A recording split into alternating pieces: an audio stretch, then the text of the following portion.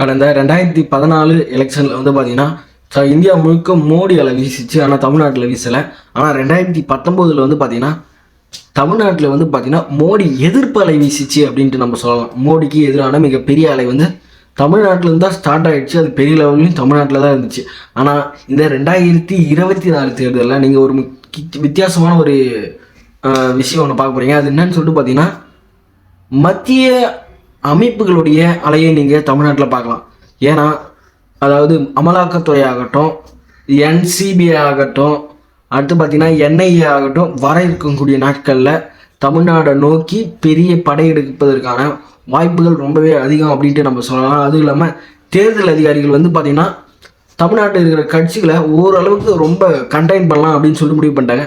அது காரணம் என்னன்னு பார்த்தீங்கன்னா தமிழ்நாட்டில் இருக்கக்கூடிய காஸ்ட்லியான எலெக்ஷன்ஸ் மெத்தட்ஸ் தான். வேறு எந்த மாநிலத்தில் வந்து பார்த்திங்கன்னா ஒரு மாநிலத்துக்கே பார்த்திங்கன்னா ஒரு கட்சி வந்து பார்த்திங்கன்னா ஒரு 100 கோடி ஒரு 50 கோடி தான் செலவு பண்ணுவாங்க ஒரு மாநிலம் முழுசுக்கும். ஆனால் இங்கே வந்து பார்த்திங்கன்னா ஒரு தொகுதிக்கே வந்து பார்த்திங்கன்னா 50 கோடி 100 கோடி அப்படின்ட்டு செலவு பண்ணுறாங்க தமிழ்நாட்டில். வேறு எந்த மாநிலத்திலும் வந்து பார்த்திங்கன்னா ஒரு இந்த அளவுக்கு வந்து பணப்புழக்கம் அப்படின்றது வந்து இல்லவே இல்லை. கடைசி அந்த ஓட்டு போடுற நாள் இன்னைக்கு. ஆனால் தமிழ்நாட்டில் அது இருக்குது. அப்போது என்ன நினைக்கிறாங்க அப்படின்னு பார்த்தீங்கன்னா பிஜேபி கவர்மெண்ட்டாக இருக்கட்டும், இல்லை தேர்தல் ஆணையமாக இருக்கட்டும், கடந்த ஈரோடு தேர்தலே வந்து பார்த்துட்டாங்க தமிழ்நாட்டை நெக்ஸ்ட் எலெக்ஷன்ஸில் வந்து ஒரு கண்டெயின் பண்ணணும், ஒரு ஃபிட்டாக ஒரு இதுக்கு எடுத்துகிட்டு வரணும் அப்படின்ட்டு முடிவு பண்ணிட்டாங்க. அதனால் எந்த ஒரு கட்சியும் வந்து பணத்தை எடுக்கக்கூடாது அப்படின்ட்டு முனைப்பாக இருக்காங்க. யாருன்னு பார்த்தீங்கன்னா பிஜேபி. ஏன்னு சொல்லிட்டு பார்த்தீங்கன்னா நீங்கள் எவ்வளோ பேசலாம், எவ்வளோ கொள்கை அப்படின்ட்டு நிறைய பேசலாம். கடைசி நேரத்தில் வந்து அந்த பணம் தான் வந்து தமிழ்நாட்டில் இந்த 2 கட்சிகள் மாறி மாறி வர்றதுக்கான ஒரே காரணம் இவங்க கொடுக்குற பணம் தான். இதே நீங்கள் வந்து பார்த்தீங்கன்னா டெல்லியில் வந்து பார்த்தீங்கன்னா பாஜக, அதுக்கப்புறம் வந்து பார்த்தீங்கன்னா காங்கிரஸ் இருந்துச்சு.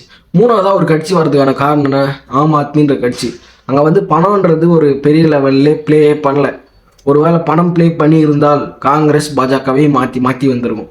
இதே தான் வந்து பார்த்திங்கன்னா நம்ம இதுவும் சொல்லலாம். எங்கன்னா பஞ்சாப் ஒன்று அகாலிதளம் வந்துடணும், இல்லை காங்கிரஸ் வந்துடணும்.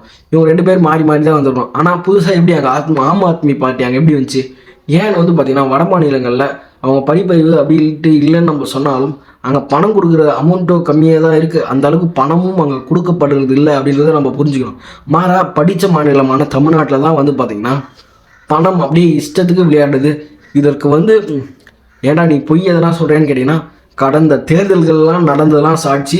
2 டைம் பணம் அதிகமாக கொடுத்துட்டாங்கன்னு சொல்லிட்டு நம்ம தமிழ்நாட்டில் வந்து பார்த்திங்கன்னா எனக்கு தெரிஞ்சு இப்போது நான் ரீசெண்டாக எனக்கு தெரிஞ்சு 2 டைம் வந்து எலெக்ஷன்ஸ் வந்து நிறுத்தி வச்சாங்க. ஒன்று அரவக்குறிச்சி தொகுதி, இன்னொன்று வந்து RK நகரில் வந்து இந்த 2 இடத்துலையும் வந்து பார்த்திங்கன்னா பணம் அதிகமாக விளையாடுச்சுன்னு சொல்லிட்டு எலெக்ஷன்ஸை தள்ளியே வச்சுருந்தாங்க. அது உங்களுக்கே நல்லா தெரியும். ஆனால் ஒரு துரதிர்ஷ்டவசமாக ஈரோடு கிழக்கு தேர்தலில் மட்டும் வந்து என்ன பண்ணிருக்கணும்னா வந்து பார்த்திங்கன்னா வாக்காளருக்கு பணம் கொடுத்துட்டாங்கன்னு சொல்லிட்டு இன்னொரு டைம் தள்ளி வச்சுக்கணும். அதை மட்டும் செய்யலை. ஆனால் அவங்க என்ன பண்ணிட்டாங்க, இந்த டைம் நடந்தால் நடக்கட்டும், ஆனால் நெக்ஸ்ட்டு டைம் வந்து கூடவே கூடாது அப்படின்னு சொல்லிட்டு மத்திய புலனாய்வு அமைப்புகளும் சரி, இப்போ மத்திய அரசாக இருக்கக்கூடிய அரசும் சரி, எல்லாரும் வந்து ஒரு முடிவு பண்ணிட்டாங்க. அதனால் வர இருக்கக்கூடிய நாட்களில் விசாரணை அமைப்புகள் மற்றும் தேர்தல் அதிகாரிகளுடைய அலை வந்து தமிழ்நாட்டில் இது வரைக்கும் இல்லாத அளவுக்கு இருக்கும். கடந்த எலெக்ஷன்ஸில் நடக்காத விதத்தில் நடக்கும்.